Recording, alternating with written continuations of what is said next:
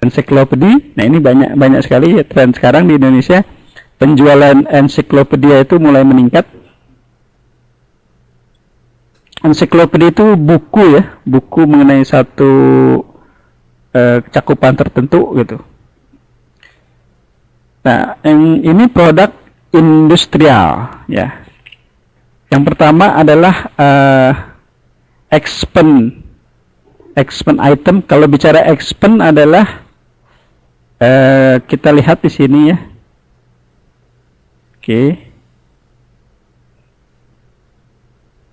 Oke, kita tulis di sini.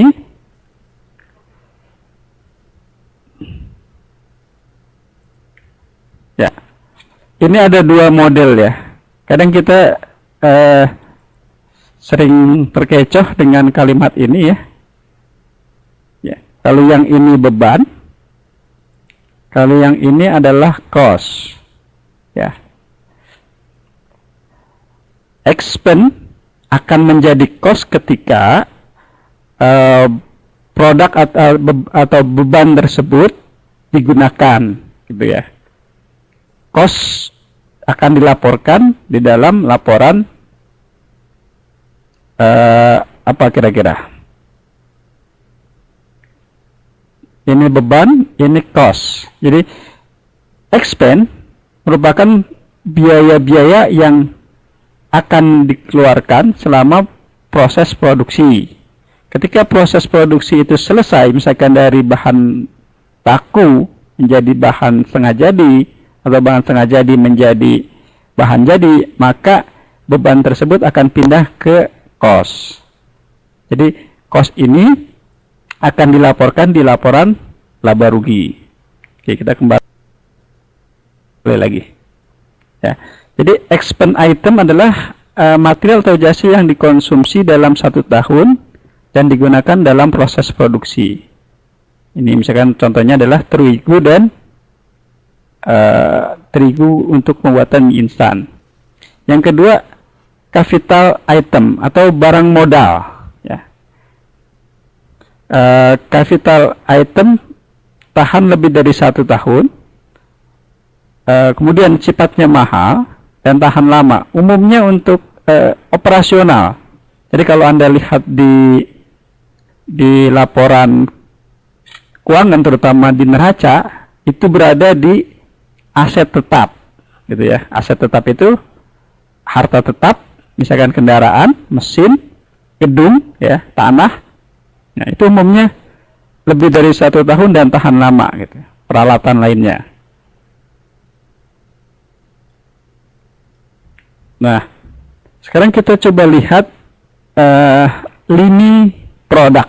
Ya, lini produk adalah sekelompok produk yang mirip dan ditujukan untuk konsumen yang serupa, namun tidak identik. Serupa tidak, tapi tak sama. Nah, lini produk dapat meliputi ukuran, kemudian tipe, kualitas, warna, dan harga, ya. Nah, silahkan dilihat di halaman 7.7 ya, itu ada. Kemudian diversifikasi. Nah, diversifikasi ini ada perluasan cakupan produk di luar lini produk yang sudah ada, ya. Oke.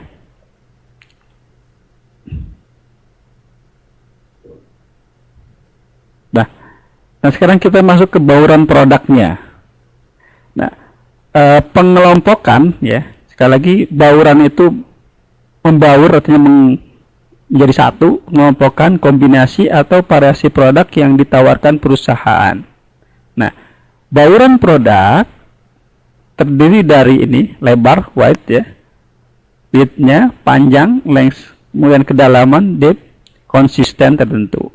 Nah, ini kita lihat di sini. Lebar misalkan, seberapa banyak perbedaan lini produk dalam perusahaan, gitu ya.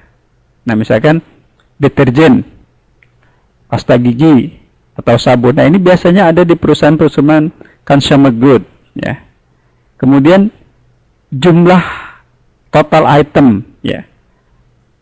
Ini ada yang 5 lini, atau sama dengan 25 item. Jadi kebanyakan gitu ya. Berapa jenisnya gitu ya. Nah, kalau yang ini variasi ya. Dalam satu lini, misalkan saset atau mili ya, atau lebih besar lagi 900 mili. Nah, kemudian konsistensi ya. Seberapa dekat hubungan berbagai lini produk consumer good gitu.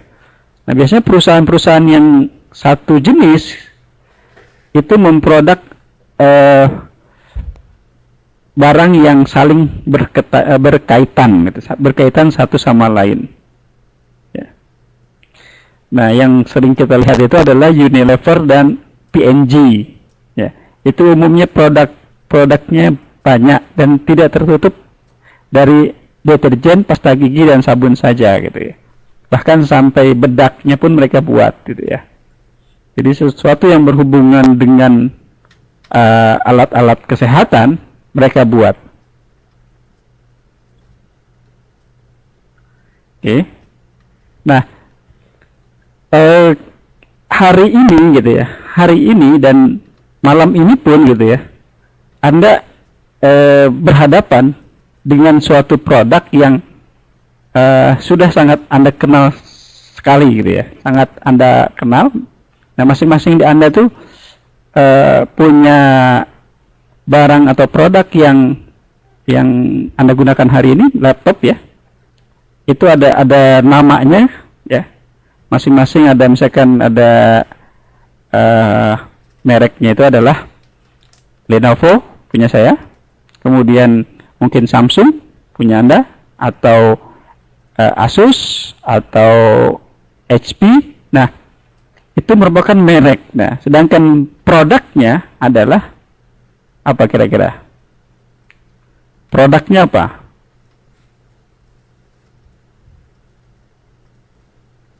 Oke, yang tadi saya sebutkan, ini ada Acer, laptop, kemudian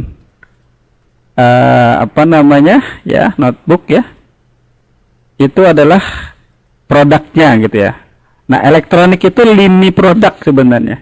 Nah, turunannya itu tadi notebook, kemudian handphone gitu. Nah, yang laptop Lenovo, Acer, Asus itu merupakan mereknya.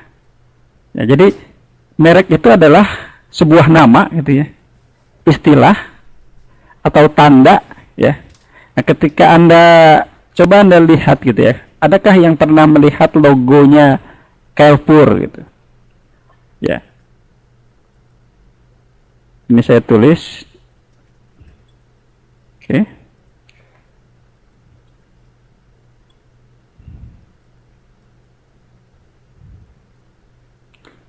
Oke. Care and Care, ada yang pernah, atau Johnson and Johnson?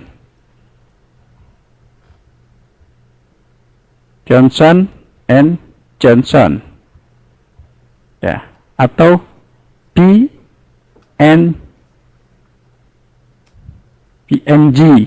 ya.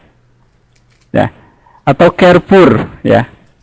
Carrefour itu lambangnya adalah, kira-kira ada yang pernah melihat enggak logo Carrefour? Perusahaan dari Perancis. Nah, oke. Kira-kira simbol apa yang ada di sana tuh? Yang di Carrefour simbolnya simbol apa? C. Nah, mereka itu sebenarnya simbolnya adalah, Carrefour itu arah panahnya, coba Anda lihat ya. Arah panahnya itu selalu ada di kanan kiri. Kenapa mereka seperti itu? Maknanya apa kira-kira? Carrefour, silahkan ditulis kalau yang mau komen. Oke. Nah, Carrefour itu luas cabangnya. Jadi Carrefour itu selalu ada di perempatan gitu ya. Selalu ada di setelah lampu merah. Coba Anda perhatikan kalau di Indonesia, keberadaan Carrefour itu dia selalu memilih lokasi di perempatan. Artinya logonya sudah mencerminkan bahwa dia dapat ditemui di setiap perempatan atau di ketika kita melintasi suatu kota, maka di perbatasan kota tersebut ada Carrefour. Itu simbol atau filosofi dari mereka. Jadi mereka dapat ditemui di setiap perempatan, kemudian mudah untuk ditemui istilahnya. Oke. Nah, 7-11 itu logonya maksudnya apa tuh? 7-Eleven. Ya. Di jalan kota besar gitu ya. Oke. Jadi merek atau pengidentifikasian produk melalui merek ya, berarti memberikan nama, memberikan istilah, tanda, simbol ya. Oke. Desain atau kombinasi dari semua itu yang dibuat untuk mengidentifikasi barang, jasa dan membedakannya dari pesaing. Ya. Nah, kadang kita pernah lihat ya, ini saya tulis ya. Ini mereknya. Tapi ini bukan merek yang aslinya gitu ya. Ya. Nah, ini merek yang menyerupai gitu ya. Merek aslinya adalah Sanyo, tapi dia double N di sini. Ya. Jadi dibuat mereknya itu seolah-olah sama gitu ya. Apakah boleh? Ternyata banyak pelanggaran di situ gitu ya. Tidak boleh merek tersebut ditiru kecuali perusahaan tersebut belum mempatenkan logo atau simbolnya gitu. Nah, makna merek ya atau branding di sini maknanya atribut, manfaat, nilai-nilai, budaya, kepribadian pengguna gitu ya. Banyak simbol yang merupakan filosofi dari produk tersebut gitu ya. Nah, Anda perhatikan yang ini saja, yang kepribadian ini. Ya. Perhatikan simbol segitiga di mobil Mercy gitu ya.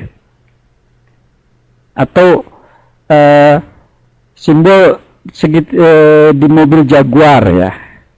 Atau Ferrari. Nah, itu adalah simbol-simbol yang mengutamakan kepribadian penggunanya gitu, atau kepribadian pemiliknya gitu.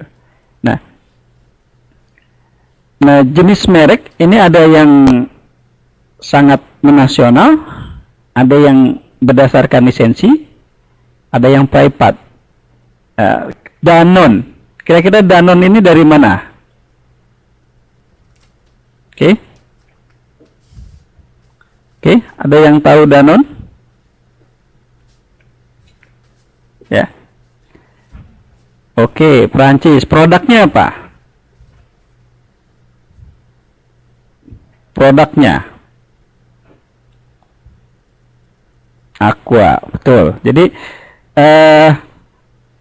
Aqua di Indonesia itu dibeli ya sahamnya oleh Danone, diakuisisi namanya.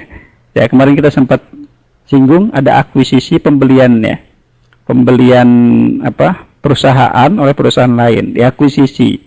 Nah, jadi setiap kita membeli atau meminum Aqua, maka kita memberikan keuntungan kepada Danone atau kepada perusahaan Prancis. Nah, Hero di sini ada private brand Hero, ya. Kemudian ada tolak angin ya. Tolak angin itu mungkin dari kita kecil kita terbiasa diberi tolak angin. Oke. Ketika kita menderita sakit gitu ya, kurang sehat. Oke. Saya agak cepat dikit ini. Kemudian packaging ya. Ini yang kedua adalah pertama mengidentifikasi itu adalah dengan brand ya, dengan merek.